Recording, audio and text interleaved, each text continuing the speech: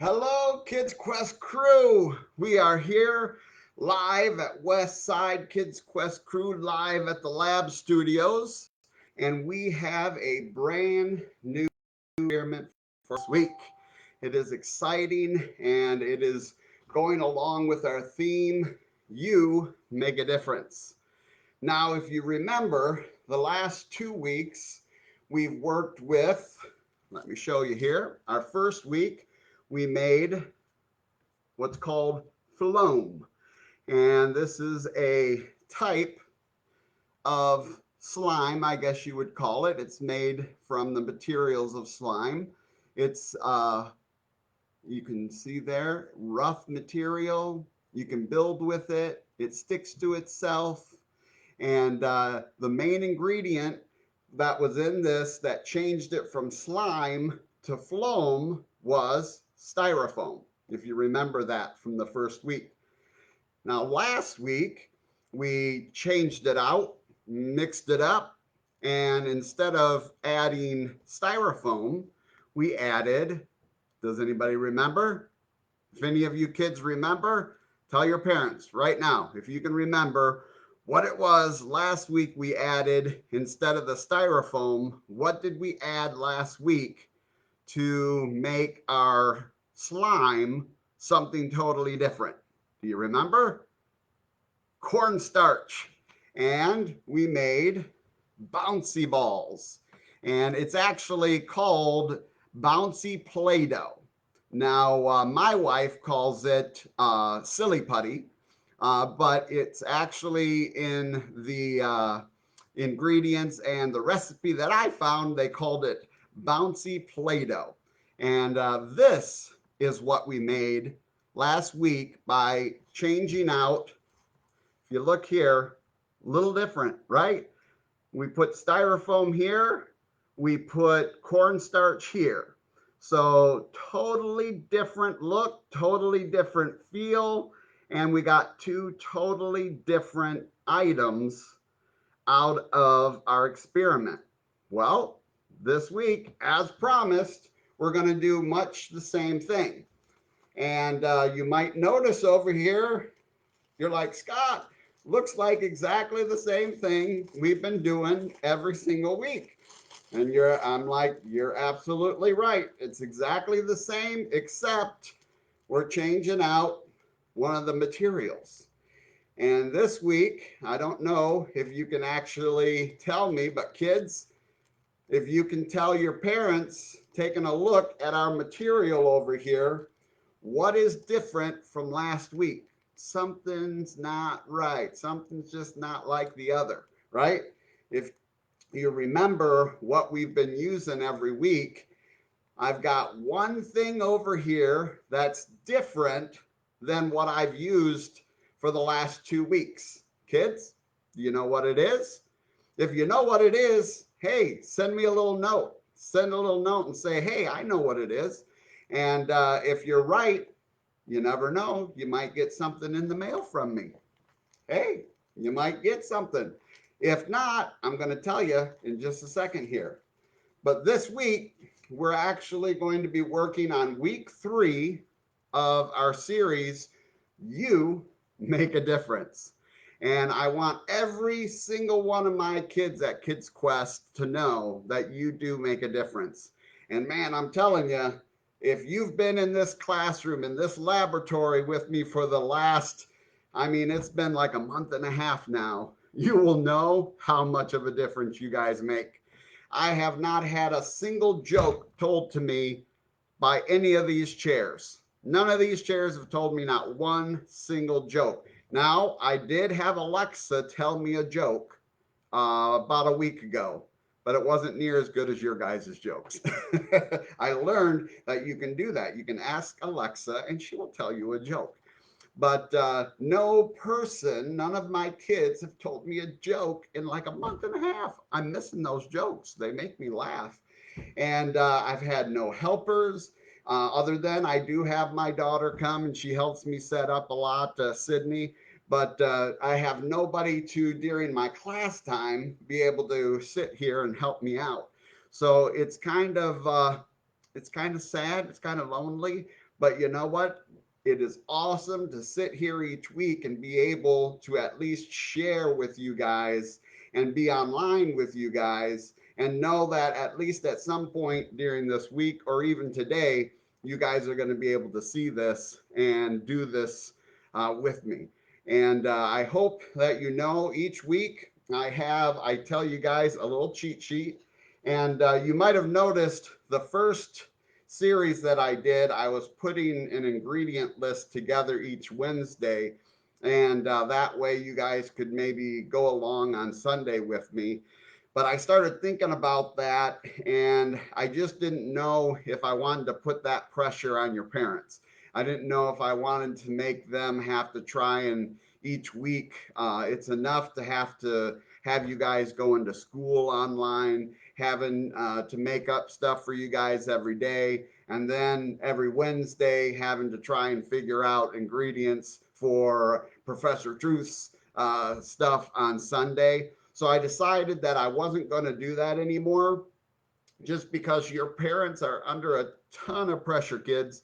Your parents, I don't know if you know that or not, but they have a lot of stuff that they're doing. Even though it's a stay-at-home order, they still do a lot of stuff. They still got a grocery shop. They have to make dinner every day. They have to keep the house clean. They have to make sure that you get online and do your schooling. So your parents under a whole lot of pressure. So I didn't want to add to that pressure. So that's why I haven't been putting those ingredients out on Wednesday or Thursday anymore. And what I do, however, do is every Monday, whatever experiment I do on Sunday, every Monday, I put my cheat sheet on the Westside Church website.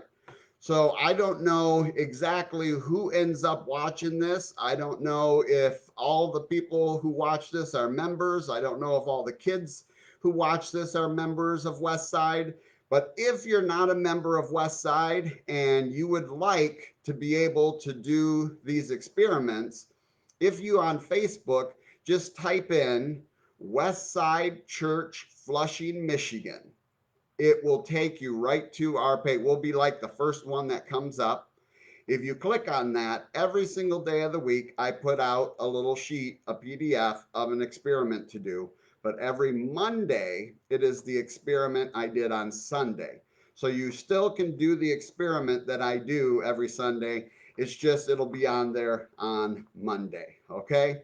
All right. So this week, I'm going to read you our scripture for our study. It's from Matthew 5:13 through 16, and it says, "You are the salt of the earth. You are the light of the world. Let your light shine before others so that they may see your good works and give glory to your Father who is in heaven."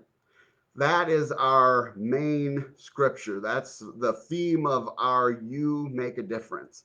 God created us to be salt and light. If anybody's ever had any food that didn't have salt in it, you know that it can be a pretty bland tasting food. Well, same thing in the world. If we don't have people, if we don't have you in our lives, it's a pretty bland place to be. You make a huge difference in making our life better. You kids make a huge difference to all of us who get to see you each and every day, each and every week. You make a difference to your teachers, your parents. You make a difference to me every week. You are the salt of the earth. And it says you are the light of the world. If you actually read that whole scripture, I told you every week that this isn't the full scripture. This actually is just the parts I wanted you guys to hear specifically.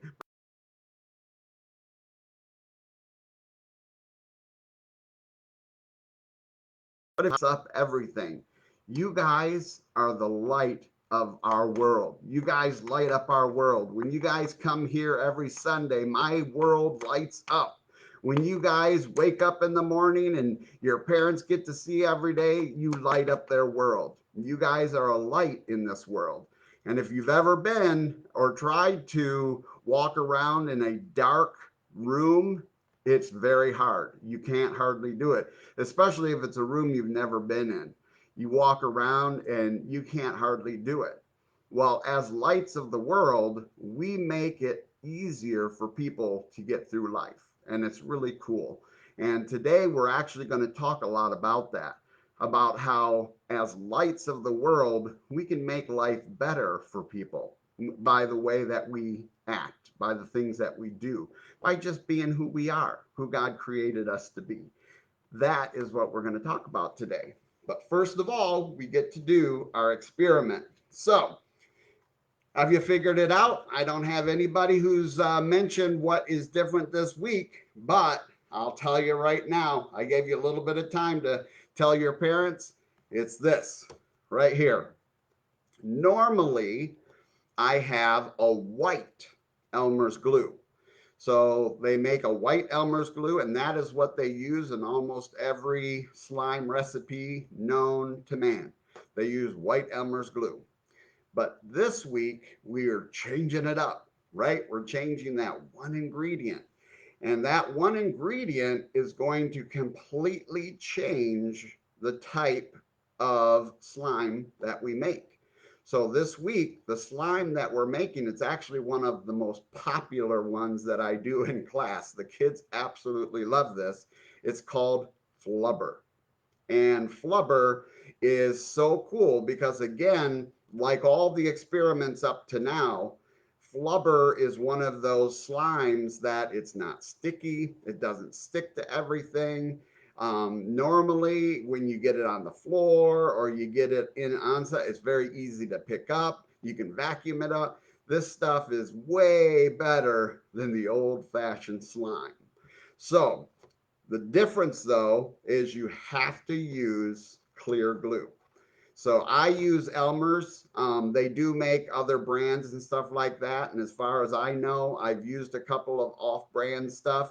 It doesn't make the best flubber, but it still works. So if you've got some off-brand clear glue, it will work just as well.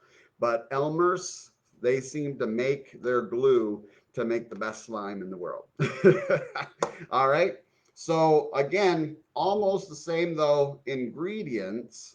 It's borax and glue and glitter. We've had glitter in several of our things going along, and also food coloring. Now again, food coloring is simply to make it cooler. You don't have to add food coloring. Food coloring is just to make it cooler. Kids like color. And actually, when you add this color, this yellow, and this week I'm using a red glitter. So when you use the yellow and the red glitter together, the flubber that this makes, it is the coolest color. I have yet to make a flubber that's any cooler than this color flubber. And the kids, absolutely, you're going to love it. They love it in my class, and it's one of our most popular things that we do. So what we're going to do is I always double my recipe because I like to get a bigger thing so that you guys can see it on the camera. So just so you know, if you want as much as I'm making today, then you have to double the recipe that I have on my experiment sheet that I'm going to post tomorrow. So I'm doubling everything that's on here today. Just so you know, just so if you make it and you go, hey, why didn't I get as much as Professor Drew? Well, the reason is I doubled the recipe. So it calls for 1 teaspoon of borax. So I'm going to put 2. All right. So I'm going to double, and I'm going to put 2 teaspoons of borax in here. And as I tell the kids most of the time, I like to make sure that my cleanup is a lot easier. So I put down paper towel ahead of time, and that way, if you spill things or things go over, it falls onto the paper towel rather than your nice table or running onto the floor. So always make sure that your mom and dad like you to do experiments. And if you do that, if you put down paper towel first, and that way it's easy to clean up. If you spill something, it goes onto the paper towel. I promise you, your mom and dad will like doing experiments a lot more if you do and be prepared for that kind of stuff. All right, 1 cup of hot water. All right, so I've got my hot water over here, and we're going to put our hot water in 1 cup. So 1 cup of hot water.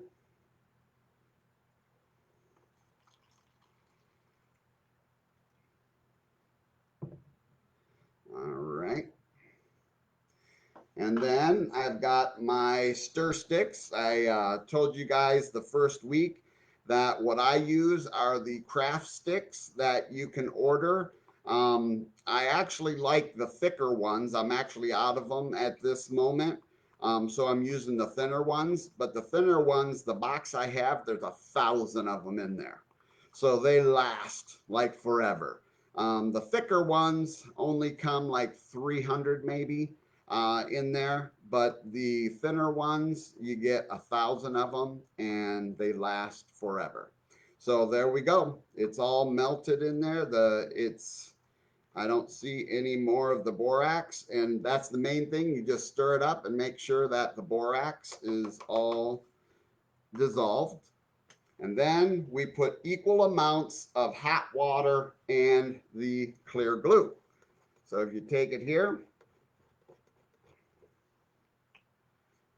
and we're going to put 1 cup. Again, the recipe calls for a half a cup, but I'm actually doubling the recipe. So you put 1 cup of clear glue.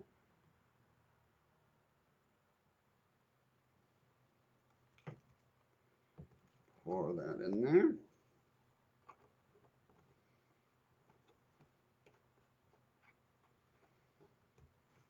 And then 1 cup of hot water.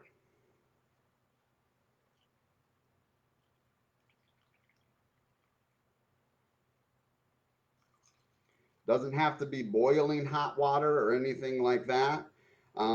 Just warm water to hot water allows everything to be able to mix better, especially the borax. The borax just does not like to dissolve unless it's in pretty hot to warm water.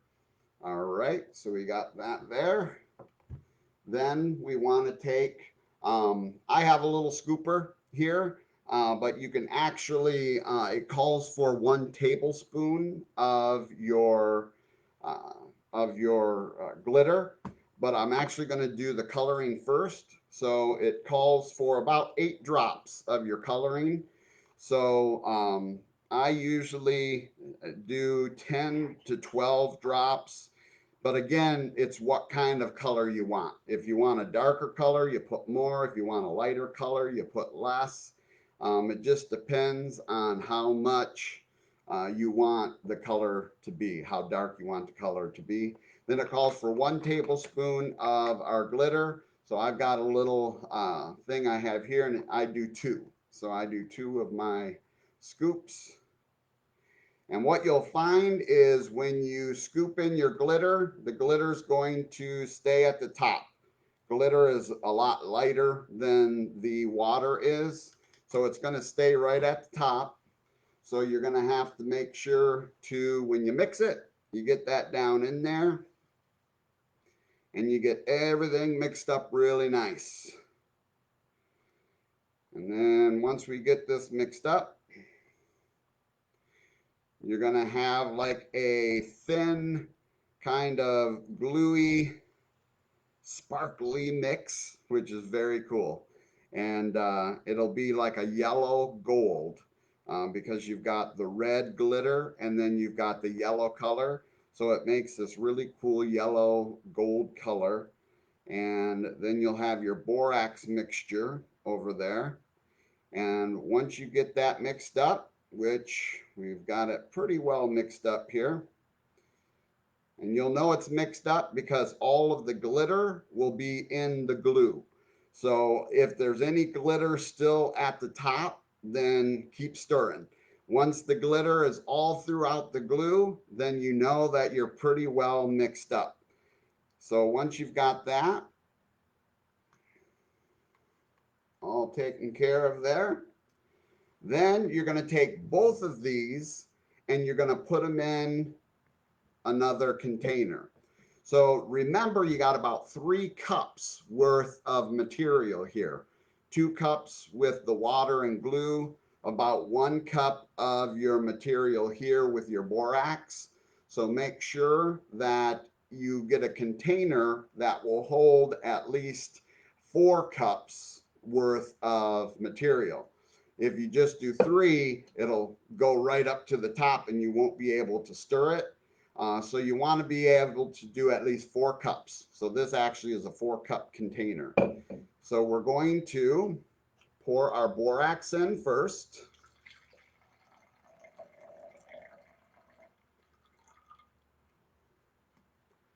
And then we're going to take our glue mixture with our glitter, and then we're going to pour that in. And the coolest part is when you do this, you actually see it almost instantaneously start to form. It's almost an instantaneous thing inside the borax where it starts to create the flubber. It's called flubber. And it is so cool because it's as soon as it hits that borax, it automatically starts to form the borax, or I'm sorry, the flubber. So then all it is mixing that up with your stir stick, and you'll notice it starts to form immediately. It is just wild. It just automatically starts to stick to your stick. It starts to stick to itself, and it just becomes this big, huge glop of very interesting stuff in this water. And so with the smaller stick, you're not going to be able to stir it for very long before it gets to a point where the stick ain't good enough. So this is where the fun begins. This is where my kids go, yay! All right.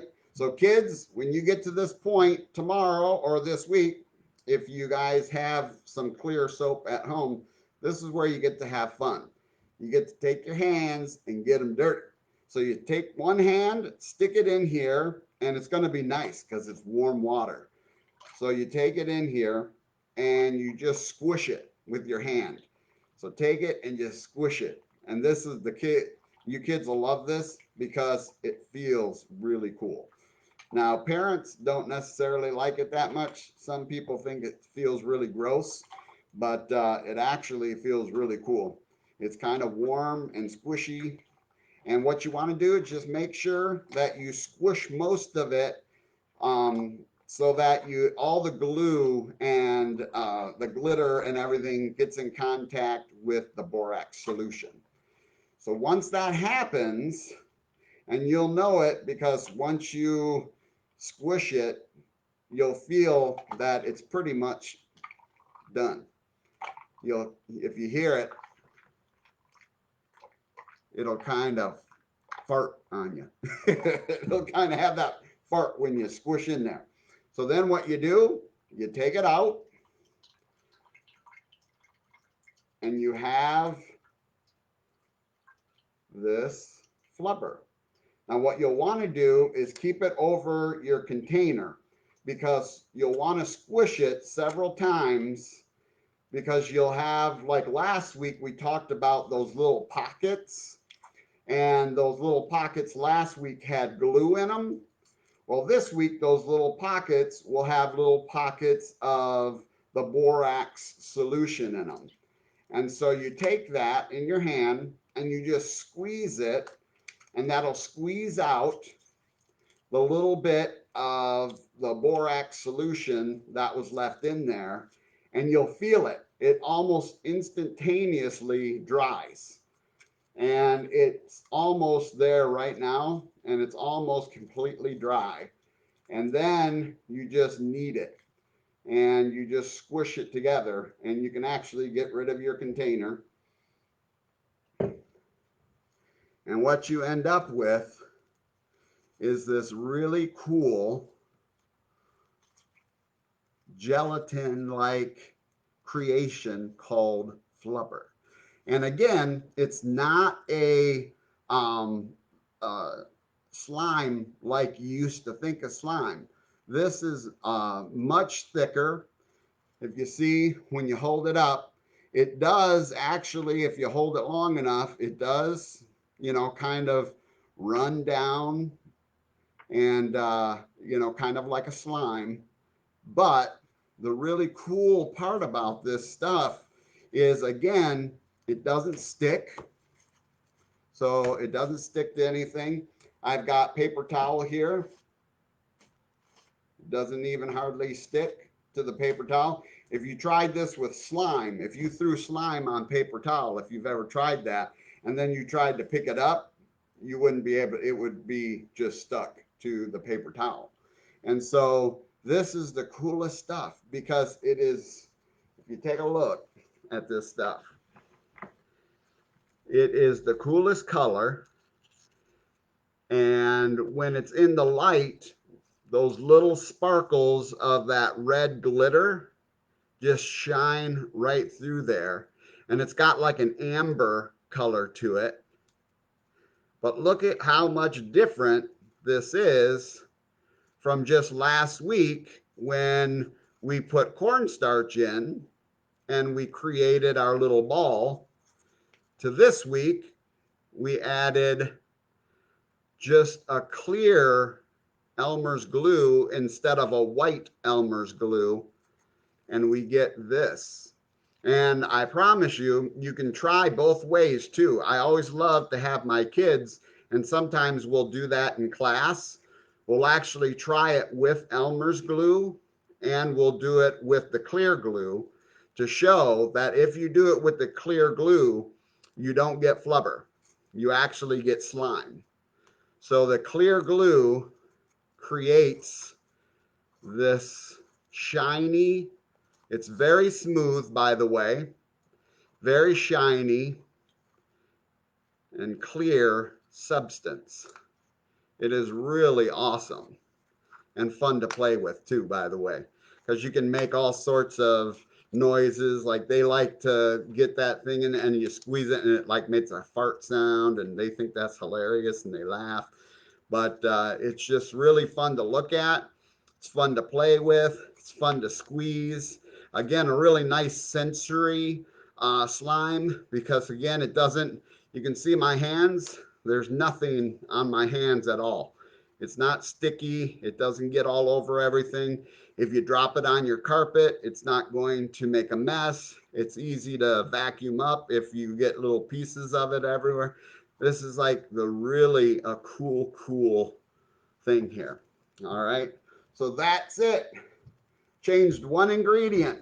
Instead of using the white Elmer's glue, we used the clear Elmer's glue. And what that ended up making is this amber type of material that you can squeeze and you can play with, and it's stretchy and just really cool. Kids love it. Kids absolutely love to play with it. This is like one of the most popular ones that I make in my class because of the fact that it's not real sticky. And they like the fact that it's not real sticky, especially the younger kids. So, what are we going to talk about scripture wise, right? I mean, we see that we made an experiment again this week, and we see that we just changed out one thing and it made something completely different. So, what's that got to do with anything, right? Parents sometimes ask me, they're like, what do your experiments have anything to do with God, right? So the reason I've been doing this is to show our kids and to show you kids who are watching that one person can make a difference. And that's the whole series that we're doing this week is you make a difference. And so every experiment that I've done, I've changed just one ingredient and it's completely changed what the outcome of that experiment is. And the truth is, in life, one person can make an incredible difference in your life. And you can be that difference. You can be that light for somebody. You can be the salt in somebody's life. And it's an incredible thing when you become the salt and the light for somebody's life. You not only feel great about the fact that you were a salt and light to somebody, but just to know that you were able to make somebody else's day, somebody else's week, somebody else's month, or just a lifetime of friendship, just to make somebody's life better, it feels so good. And it oftentimes, the old adage, it's better to give than to receive, is this whole adage here of you make a difference. So many times in life, you feel so much better giving and seeing what your giving does than actually getting, anything from somebody else. So the scripture this week is First Thessalonians 5:14 through 16. And it is only three scriptures long. There's that three again. I like that three. But there are six things to learn in this. There are six things that it talks about in these three scriptures that are pretty amazing. It says, and we urge you, brothers and sisters, warn those who are idle and disruptive, encourage the disheartened, help the weak, be patient with everyone, make sure that nobody pays back wrong for wrong, but always strive to do what is good for each other and for everyone else. And then verse 16, rejoice always. I'm going to read that one more time. There is so much good stuff in that. And we urge you, brothers and sisters, warn those who are idle and disruptive, encourage the disheartened, help the weak, be patient with everyone, make sure that nobody pays back wrong for wrong, but always strive to do what is good for each other and for everyone else. And then verse 16, rejoice always. So I got six things that I'm quickly going to talk over here. The first one said, warn those who are idle and disruptive. So what I'm going to talk to you kids about, and this is very important, especially for my kindergarten through third graders. It doesn't happen quite as much in fourth through sixth, but we have what's called tattletaling, right? We have what's called tattletaling, and it'll be when one of the kids doesn't do what they're supposed to, and you great kids come and let us know that your friends or the other kids in the class aren't doing what they're supposed to be doing. And we call it tattletaling, right? And so this says, instead of tattletaling, instead of telling on somebody, it says to warn them. So what does that mean? Warn them. So I've wrote down, warn means that we are watching and that we care for others and not just ourselves. Instead of tattling, try to help them understand that they might get in trouble if they're not doing what they're supposed to be doing. So instead of coming to your teacher first and saying, hey, such and such isn't doing what they're supposed to, maybe try real quickly just going and saying, hey, do you need help? Is there a reason why you're not doing what we're supposed to be doing? Do you need help, with what the teacher said? Is there something I can help you with? So many times we have opportunities in life to help people not get in trouble because we can help them. We can just go to them and find out why it is that they're just sitting there or why it is that they're being disruptive. And it may be because they didn't understand what the teacher said and they just need somebody to explain it to them. And you could be that person. So instead of getting them in trouble, you are that person to help them not get in trouble, but in fact, you can help them to get a good grade or to do good in the project because you went over there and just asked them, hey, what's going on? And tried to help instead of what we call tattletaling. Then the other thing was encourage the disheartened. So this talks about lifting people up. Look for those who are sad. So, in order to encourage disheartened people are those who are kind of sad. And in order to be able to do that, what you have to be is actually looking.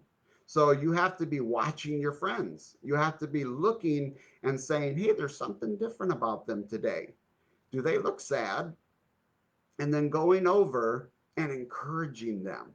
So if they look sad, or if you see somebody at school that looks sad, maybe you're in the lunchroom and you look around and suddenly you see somebody sitting there and they look really sad. Well, it would be a great job to be able to go over and just talk to that person and say, hey, is there anything I can do? Or maybe just sit down and say, hey, I noticed this or this today. You did a really good job. And just encourage them. And you never know, that may completely change their light. And then suddenly you've become their light and their salt for the day. Then it talks about being patient, being patient. And this is very, or helping the weak. Actually, the next one was helping the weak. Now, helping the weak, it says each of us has strengths that others don't have. So use your strengths to help others that may not be as strong as you. Now, I'm not talking about how much we can lift. I'm not, now, sometimes actually that could be, but I'm not necessarily talking about you can lift, more than your friends can lift. And in this, I'm talking about kind of that first example of maybe you're better at something than somebody else is, and you can help them by going over and doing what they need to be done.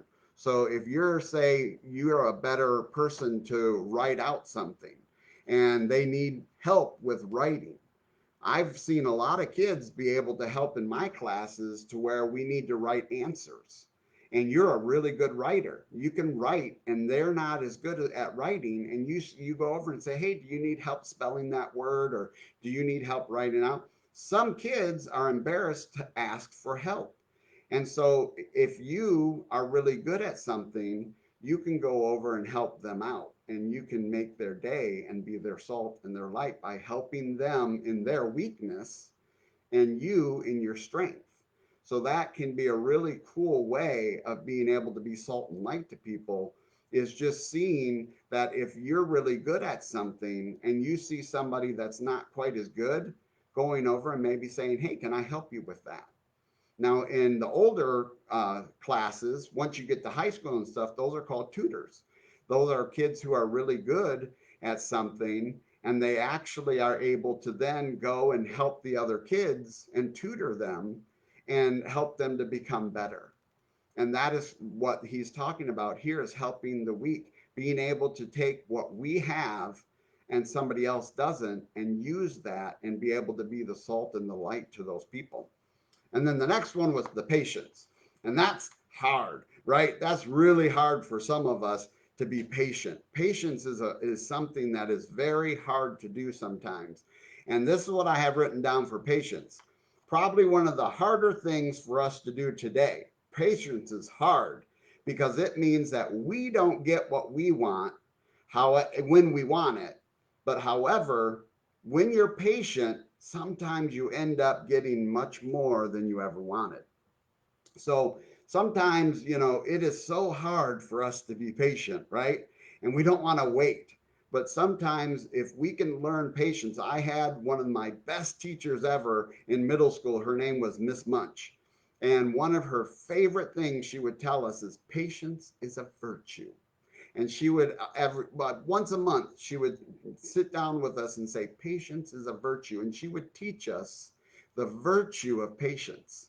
And I've learned through my life how really right she was, that being patient sometimes is one of our best qualities, and being patient with one another is a great quality to have, instead of instantly getting mad, instantly overreacting, but being patient with your friends, being patient with your parents, being patient just in life circumstances can sometimes be a light and can be a salt that will change people's lives. Then wrong for wrong, right? It says getting revenge, but getting revenge is selfish. It says a better action is instead trying in every circumstance to do what is good, not only for you, but also those who have wronged you. Revenge never ends in happiness or in reconciliation. However, when we seek what is best for us and the ones that have wronged us, sometimes we end the situation in joy and reconciliation. That is so important.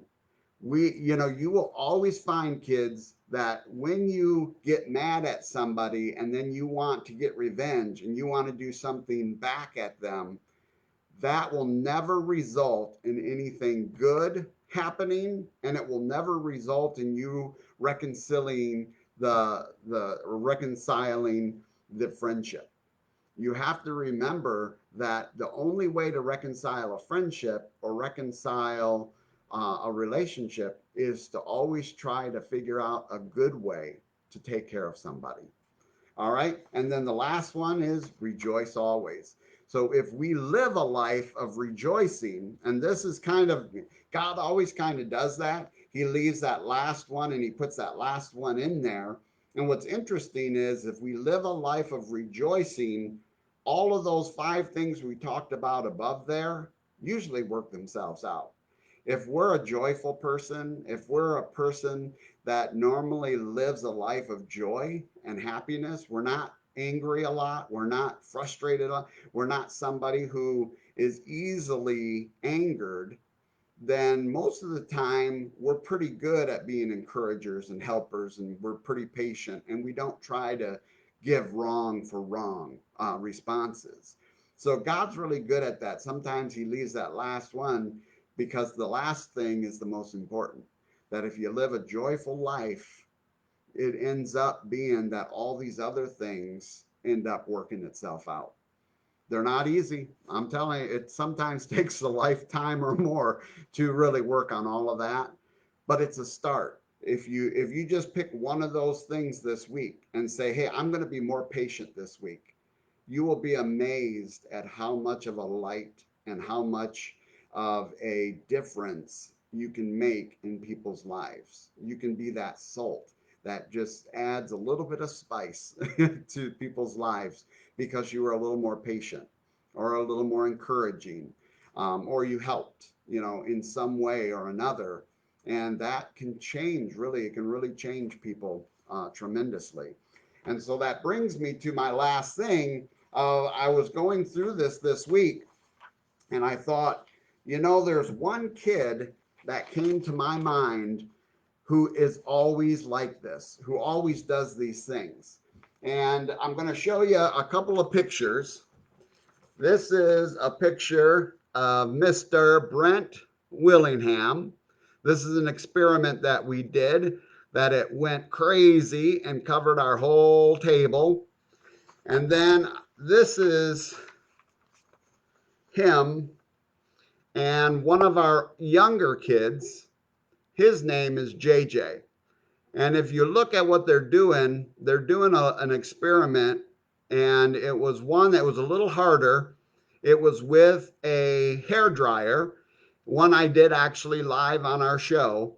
And Brent actually helped him with trying to get that to go and to stay straight up.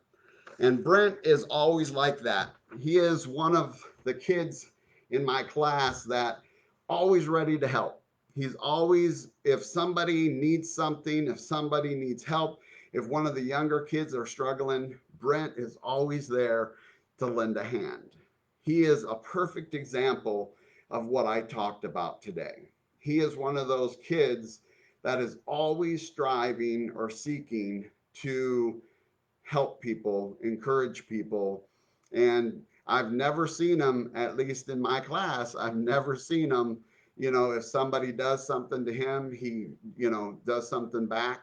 He's always one to try and work things out with the other kids. And he's always one that is trying his best to help and to make sure that all the other kids are being able to do the experiments that we're doing.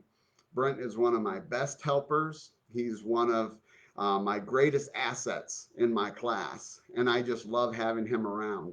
It's been a bummer not having. He's like my right hand man in this class. But when I went through this week 3 and I went through the scriptures, God kept saying, "That's Brent. That's Brent. That's Brent. That's Brent." And it was just really cool to have God bring to mind one of the kids in here that, he's one of the older ones in my class, but he just has that natural personality to be a salt and to be a light to all the other kids in class. And it's neat to be able to see that in someone so young. So I hope that Brent, you get to watch this and you get to see this, because I do want you to know that it is amazing to see what kind of kid you're becoming and what kind of young adult you're becoming. And I hope you never lose that part of yourself that is so helpful and so encouraging to all the other young kids. So I hope you guys loved our experiment today. It's been sitting here kind of turning into a pizza. And I just hope you also just enjoyed learning about how you can make a difference, how you can be salt and light by just being you. It doesn't take a ton of work. It doesn't take a ton of effort. It doesn't take, a ton of learning.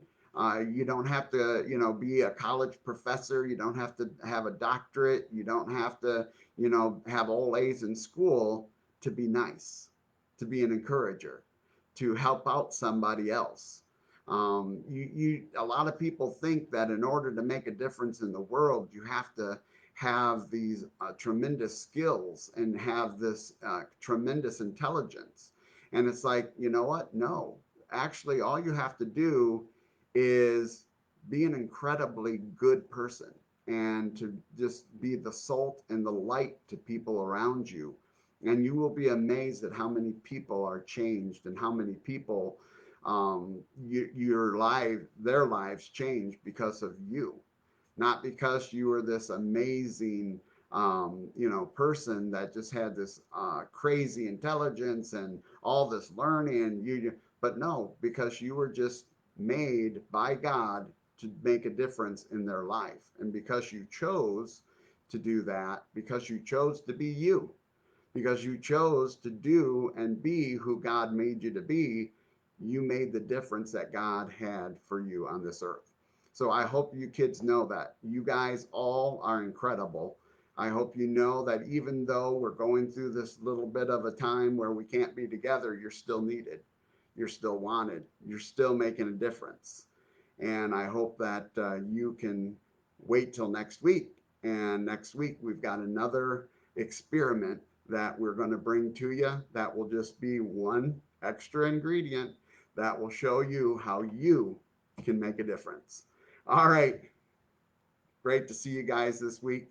And we'll see you again next week, week 4. You make a difference.